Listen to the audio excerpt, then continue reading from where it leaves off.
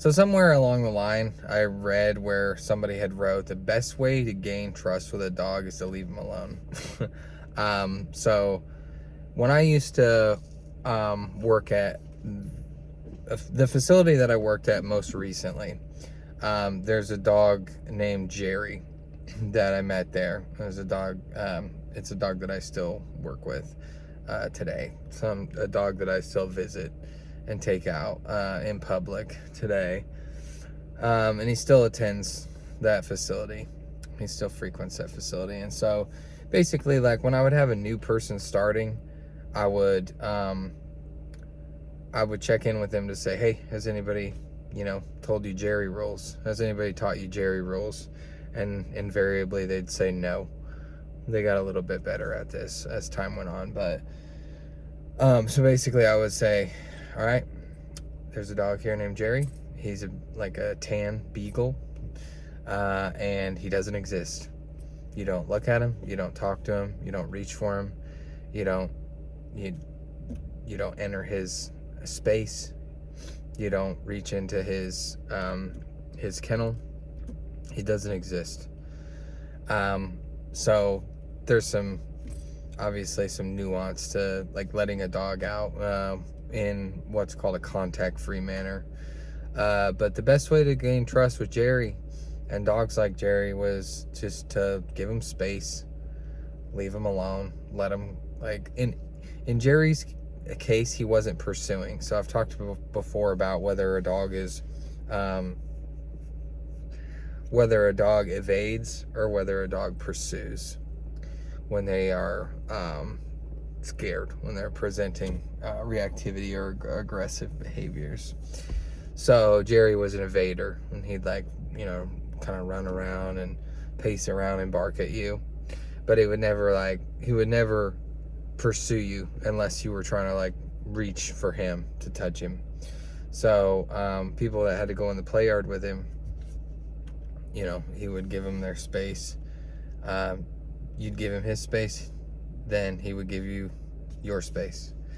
And so then, within a 2-week period, it just depends on who you are, who you were, what your what your temperament was like, what your mannerisms were like, what your energy was like. But most of the time within 2 weeks, maybe a month, he would start to visit with that person, come and inspect them. And even then, unless Jerry was jumping up on somebody, then I wouldn't even then I wouldn't have them reach out and touch him. So when a dog is trying to make their assessment about how they feel about you, low expectations of them, high rewards. So in Jerry's case, again, it's just I don't want anybody telling him what to do, what not to do in the play yard. If they do, then I want it to be a version of remote training. So if they felt it necessary to use a squirt bottle, then I wanted them to be real inconspicuous about it. Tuck it under their armpit and spray him, without looking at him, without saying anything to him, without making eye contact with him. So it's almost as if the environment is punishing him. And when people would go through the aisle past his kennel, then he had a little treat station there, and I would have people just reach in and pick up a treat and drop it through the top of his kennel as they went by, whether he was barking or not. Whatever he was doing, at least in the beginning, so we were using non-contingent reinforcement, so NCR, meaning no matter what the dog is doing, they're getting rewarded. I've gone to in-homes before. I've gone to lessons or consultations where the dog is immediately barking, and so I want to do an icebreaker. I want to draw a straight line, a hard line, a quick line between me and treats, me and rewards, me and good, right? And so, like, I don't have, I don't want to sit around and wait for them to take a breath, stop, and be composed, be quiet, be calm, because I could take forever. So I want to kind of like get them used to me equaling good. And so, like, if I'm the person that is, like, if I'm the thing that's a spooky thing that they're not sure about, that they're skeptical about, that they're suspicious of, it's probably not, like, productive for me to be the one flicking my wrists at them, like, tossing treats at them. That might be a little too much for them to handle.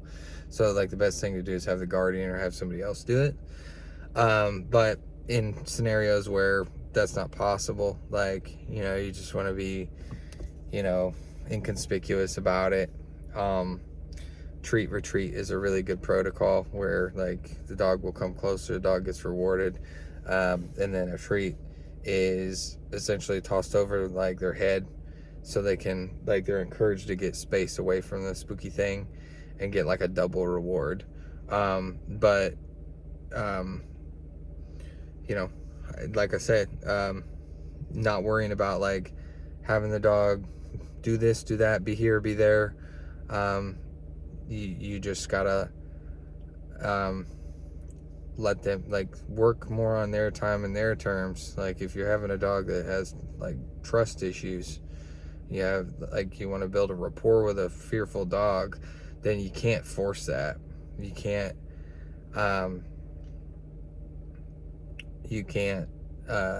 expedite that, like, if the dog is not ready. So low expectations, high rewards, ignore them. Like, by and large, like, anytime you go like visit a new dog, or like anytime you visit somebody's house, or anytime somebody visits your house, whether your dog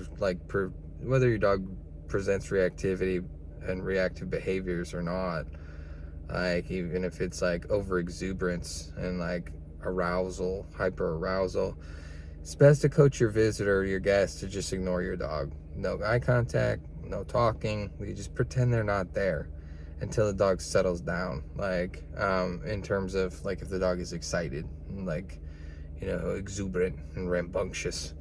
So hopefully you followed that. It's, again, almost 3 o'clock in the morning right now, so sometimes these ones meander a little bit more and, like, my energy is lower. But if you made it through, as usual, thanks for watching.